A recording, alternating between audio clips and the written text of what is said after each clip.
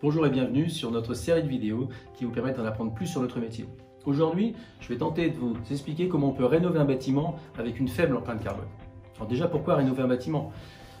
Finalement, on veut rénover un bâtiment parce qu'on veut attirer de nouveaux locataires ou alors on veut vendre notre patrimoine. Ou alors, tout simplement, on veut faire des gains énergétiques ou des gains financiers, divers et variés. Ou faire bénéficier les utilisateurs et les occupants du bâtiment des nouvelles des évolutions technologiques. Maintenant, quel service peut apporter finalement cette rénovation?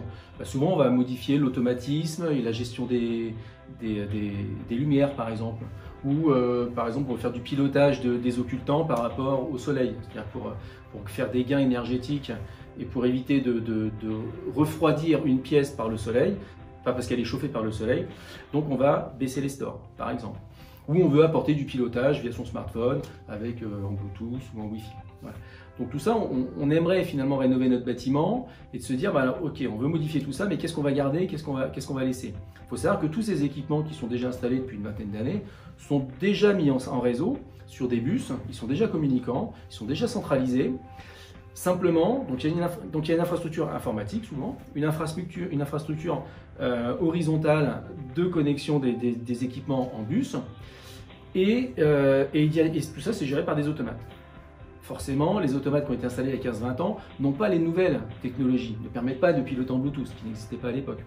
Donc, il faut dans tous les cas remplacer les automates. Maintenant, il faut se poser la question, ok, on remplace un automate, mais on fait quoi des câbles de l'infrastructure informatique?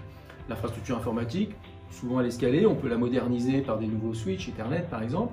Par contre, le réseau de terrain, c'est un réseau souvent de fils, et il y a des constructeurs, des fabricants, qui continuent à fabriquer des équipements qui sont compatibles avec ces nouvelles technologies, par exemple pilotage par smartphone via Bluetooth par exemple, tout en conservant ces bus de terrain. Et donc le but c'est de conserver ça.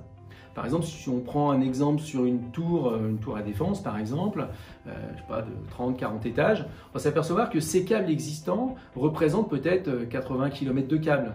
Donc si on doit les enlever et puis les remplacer, c'est pas très éco-responsable. Donc favorisons le réemploi en gardant ces câbles.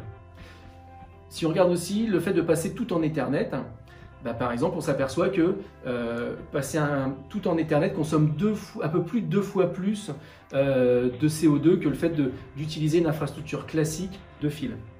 Donc j'espère qu'ensemble on va pouvoir rénover intelligemment les bâtiments de manière éco-responsable, et n'hésitez pas à regarder nos autres vidéos.